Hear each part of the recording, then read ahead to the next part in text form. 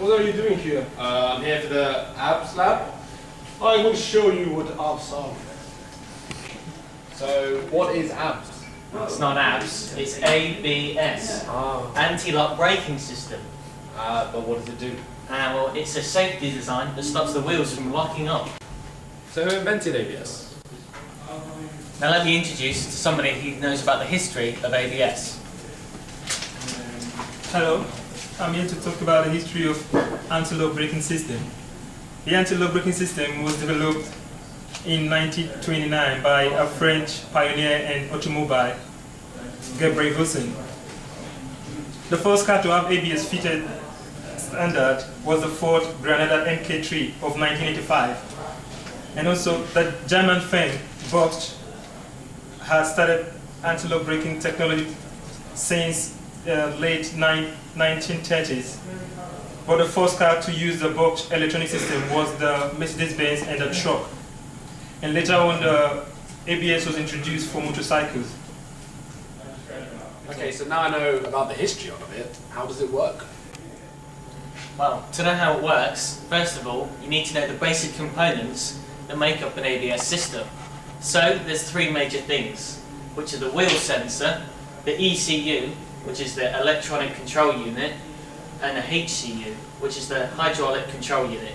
And the HCU is made up of the solenoid valve, the accumulator, the fluid return pump, and the pump motor. Whoa, slow down here. What's a wheel sensor? Well, let me introduce you to my colleague, Stelios, who is a wheel sensor specialist. Okay, so this is what a wheel sensor thank you. looks like. The wheel sensor consists of a tooth disc attached to the hub of the wheel and a pickup placed near to the disc.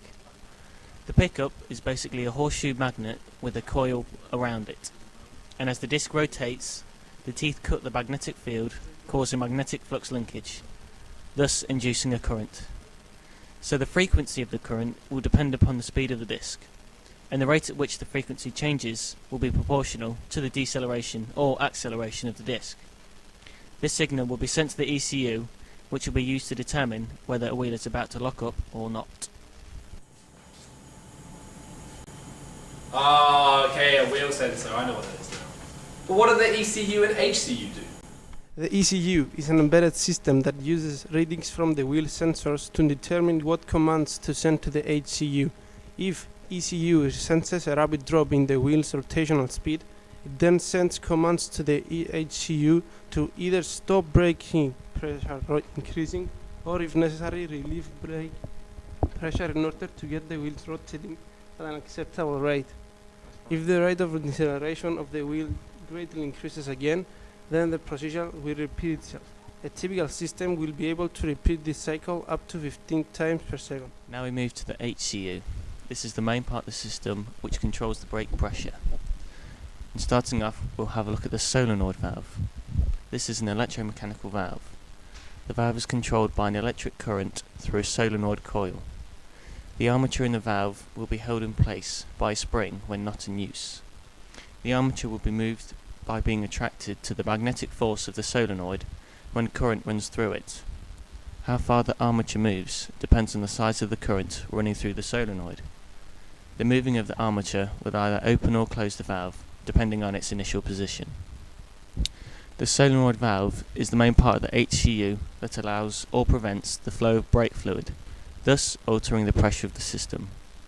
This is an ideal type of valve due to it being activated by a current, so the valve can be open and closed many times a second. This allows the ABS to perform much better by the fact that it can stop and reapply the brakes up to 15 times per second. Now moving on to the accumulator. This stores some of the diverted brake fluid when the brake pressure needs to be relieved during the operation of the ABS. It also absorbs the surge that otherwise would occur as a result of the sudden opening of the pressure release valve. The last of the major components in the HCU is the fluid return pump and pump motor. To get the diverted fluid from the accumulator back to the brake master cylinder in as little time as possible, it needs to be pumped back. The fluid return pump is powered by the electric motor, making its operation extremely quick. Thus, like the solenoid valve, it allows the ABS to complete many cycles per second if required. Now that we know about the individual components, let's see how the whole system works together. Initially, we're going to have a look at the brake pressure building up, and this involves no intervention from the ABS. When the driver pushes on the brake pedal, the first pressure build-up phase begins. During this phase, no current will flow through the solenoids.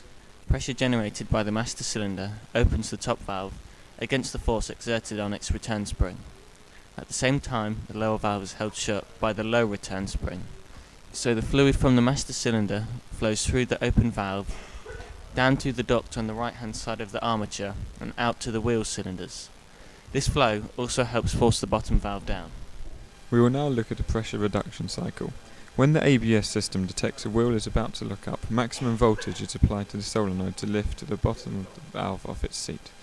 This will direct brake fluid into the accumulator and lower the pressure in the brake caliper. At the same time, the upper valve is held closed by the spring and the falling pressure in the return circuit from the wheel cylinder. Now the ECU will determine if the wheel is decelerating at a suitable rate, and the solenoid valve will return either to its pressure build-up or pressure hold position. Finally, we will have a look at the pressure hold phase.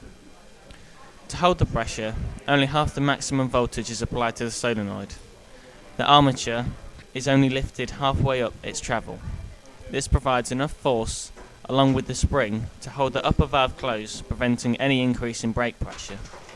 The force isn't enough, though, to open the lower valve, so the pressure is held constant. But how is this going to help me in real life? Right, Michael, now we're going to look at two real-life examples. First up, we're going to look at the car without ABS. Notice, the car wheels locking up and skidding. Now we're going to look at the car with ABS enabled. The ABS will relieve and reapply the brake pressure many times a second to ensure the maximum braking force. This should decrease the braking distance. Also, it will aid the stability of the car, allowing the driver to steer around the obstacle. ABS will help bring the car to a standstill in any condition and upon most road surfaces. I mean, that was really interesting about anti-lock braking system and everything, but I just want to know how to get good apps.